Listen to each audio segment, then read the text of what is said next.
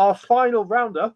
Yep. We're going to talk about what's happening in the sky. Jupiter's still up there, Terry. So Saturn. What else have we got? I'm going to concentrate this time on the two innermost planets, Venus. Now, from where I live, it is extremely hard to see, but if you're in the southern part of these islands and you look low in the southwest after sunset in the twilight, you can see a very bright twinkling object. It twinkles. Doesn't normally twinkle that much, but when it's very low down, it can. And that is Venus, the planet that is next to us as we go in towards the sun. The brightest object in the night sky, apart from the moon. It's called variously the evening star when it's visible in the evening, or the morning star when it's visible in the morning. At the moment, you can just see it. It's not a particularly good operation because of the angle of the ecliptic to the horizon in our latitudes. If you're much further south, you see it more easily. If you're in the southern hemisphere, it's actually very, very good, but you can see it. If you're in northern Scotland, I would say don't really bother. It's going to be too low down for you.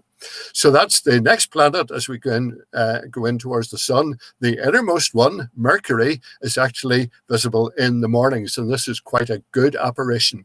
It's not easy to see because it never moves very far out from the sun, and therefore it's only ever visible in twilight. You can never see it in a totally dark sky.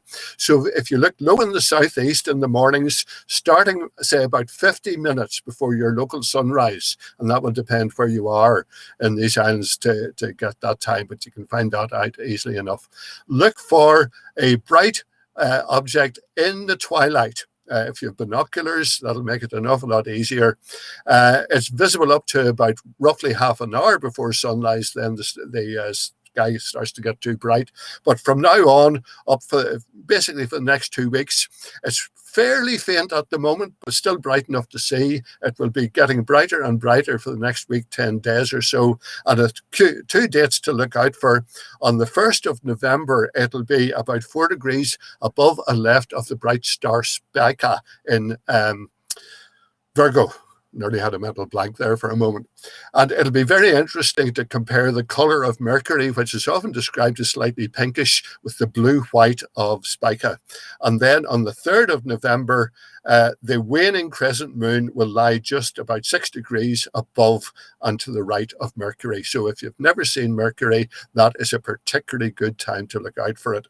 There's one other thing I want to mention. There's one of the major meteor showers in terms of sort of being in the top 10, but not in the top 5, reaching maximum in the next couple of days. The Orionids, they appear to come from the north east corner of Orion, basically a bit above and to the left of Betelgeuse as we see it.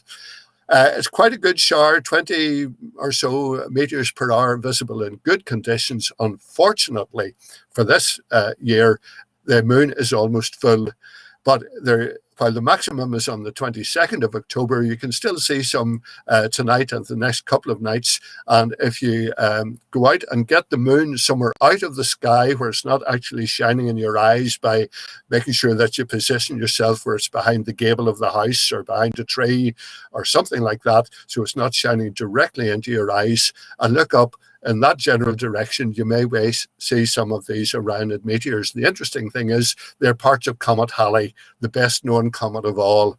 We happen to be passing through its orbit basically over at this time of year, and these are bits of debris from Comet Halley that has been left behind as it orbits around the sun. At their best, they're very good, they're very swift, quite a number of them leave bright trains. Not ideal this year, but nevertheless worth having a look out, especially over the next day or two before the moon gets too obtrusive. So those are the highlights for the sky at the moment. And as you say, Jupiter and Saturn are still there.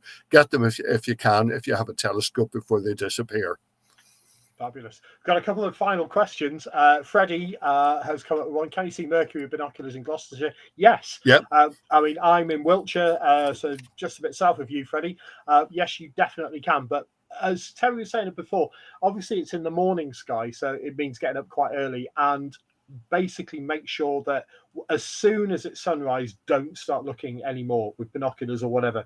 Obviously, it can be extremely dangerous looking anywhere near the sun. And with binoculars, because you've got such a wide field of view, you could easily sweep across the sun. And even a low sun, a split second with binoculars, it could be catastrophic. So just bear that in mind. But yes, you can definitely see it. And Ground-Based Space has said, yeah, wouldn't recommend it tonight if you're anywhere near Oxfordshire. Yeah, again, I'm in Wiltshire.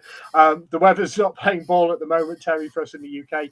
We've had a few really good weeks actually of quite nice skies and quite decent weather. So I'm hoping that over the winter, because obviously we're coming out of pandemic, etc., and we're now heading into quite a gloomy winter economically and various other things, that we're going to have some really nice clear nights and really quite good skies to look forward to.